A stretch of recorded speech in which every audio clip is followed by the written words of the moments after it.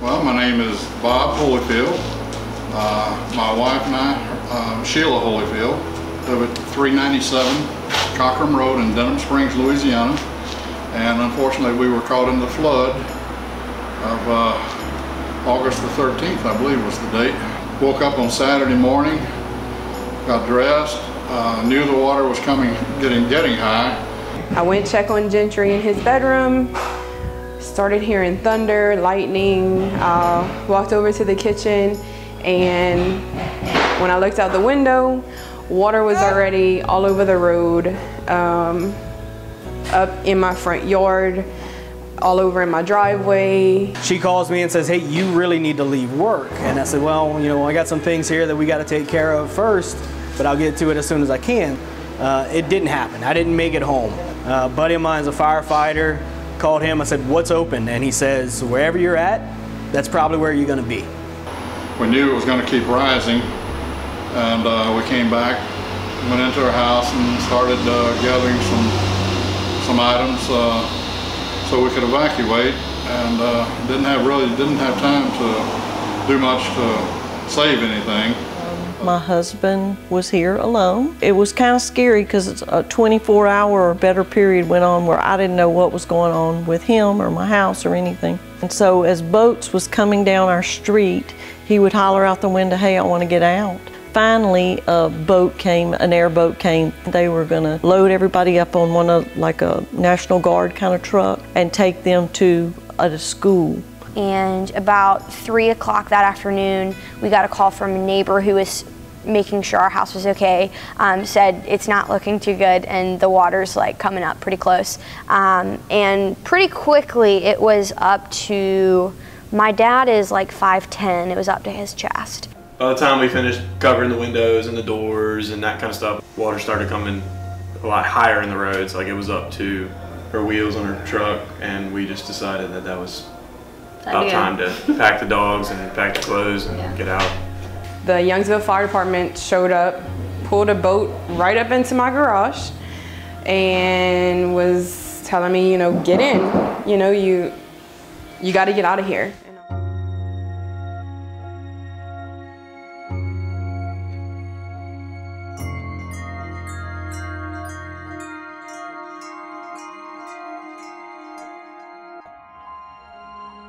So we woke up Saturday morning, and I thought it was going to be a normal day again, you know, just rainy day at the house. I woke up, walked into the living room, and he said, okay, here's the deal. The front of the neighborhood is closed. It's underwater.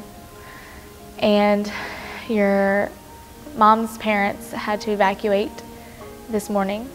Your Aunt Jenny evacuated last night. So I don't know, he told me, I don't know what's gonna happen. Not even after 3 hours had passed by, we turned on the news and they were telling us the very street that we were on is the street that's about to be completely flooded. So if you're here in this area, then you just need to leave, period. The pump stopped working because it just couldn't handle the quantities of water that were coming down so fast. And when my sister noticed, you know, she called my dad, who has a truck. I was like, Dad, I don't think we can leave. You have to come get us or we're gonna get stuck here. They collected a backpack full of belongings and were on the road again. His truck could barely make it out. So we knew our house was filling up with water and there was really nothing we could do about it because we couldn't get back to it. The only thought going through my mind was, you know, I needed to keep my child safe. And I remember just like getting back in the truck because we tried to walk as close as we could. And then just like driving back, just all of a sudden it just hitting you and just breaking down because you just realize, okay, we might have just lost like the whole house. Like everything is pretty much gone. Yeah.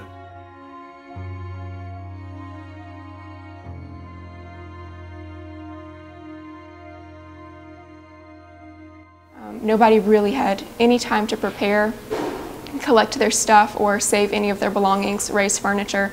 There just wasn't time for any of it. One of the scariest things is I'm a type 1 diabetic, and so I was like, I've got to have supplies like for as long as I can, that'll last me, you know, as long as can.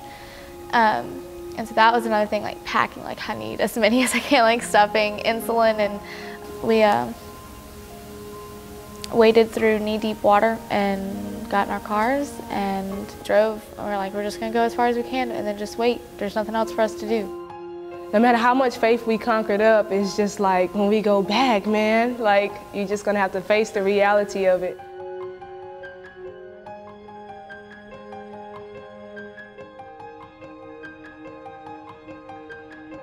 So when I got home, when we came into the house, it was just a shock. I mean, it's indescribable to see everything you own destroyed. Everyone lost so much. When you drive down the street, like, it doesn't look like America. Everyone's trash is on the yard. It's not their trash, it's their belongings. You see trees falling that haven't been picked up because there's no one to pick them up, because there's no jobs. No one's working right now. There's no electricity in some of the buildings that you need. And as soon as we drove up to my driveway, I think the hardest thing to see, we had like our huge baby grand piano, and it was just kind of on the curb there, and it was like, oh wow, that's, you know, a big part of our childhood and our growing up, and like something that kind of connected, I guess, a lot of my siblings, you know, together. It just hurt, you know. And again, all of this is just material stuff, but it all has to be touched and seen and remembered, and you have to recognize that it's all going to be thrown away.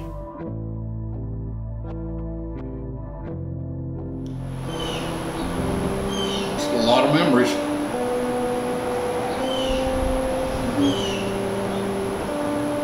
We've been in this house for 41 years, so we've accumulated a lot of stuff over that time. I would say 90% of what we had was thrown away.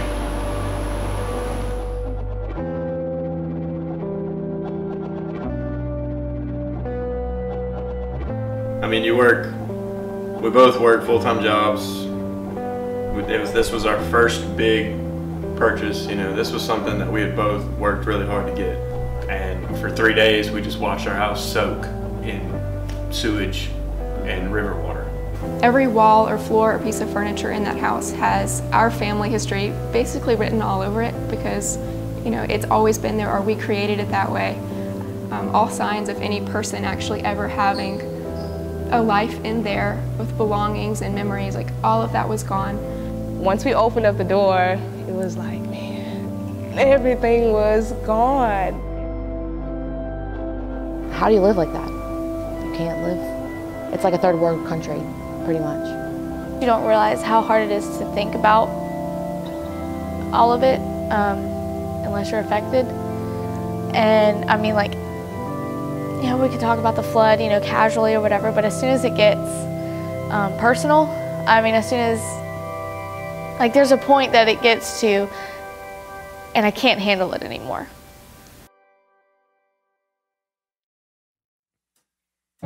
This is where the walls gave way. This is demolition day. All the debris and all this dust, what is left of what once was, sorting through what goes and what should stay.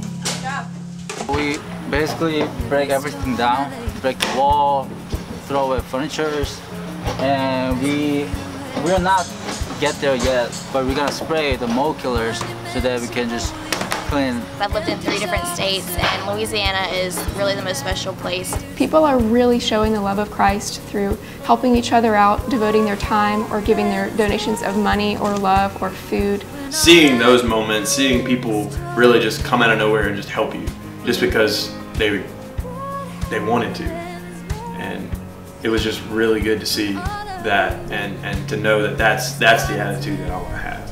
Yeah. This is the unmaking, beauty and love breaking. Had to lose myself to find out who you are before each began. Being on the flip side of not giving but receiving is very humbling. In the midst of chaos and trying and tough situations, it's a perfect opportunity when you have lost everything to let God be your everything. I'm looking at this as a rebuilding process, not a loss. I'm personally learning that God can wipe everything away to start anew. Doesn't matter if it's a whole place, if it's a whole city, if it's a whole town, he'll wipe it away if he wants it to start fresh. The amount of love shown shows me that maybe our city needs to be rebuilt. Maybe we needed some more kindness. Maybe we needed more neighborly love. Maybe that's what he's showing us, and maybe that's what he's trying to show the world just by Louisiana. Gathered the same stones where everything came crashing down. I don't know if what the Lord was trying to teach us through it, but it may have been to trust Him, or just to show us that the world isn't our home and we're headed to a place where there's not going to be any more floods. A lot of people wish they could start over.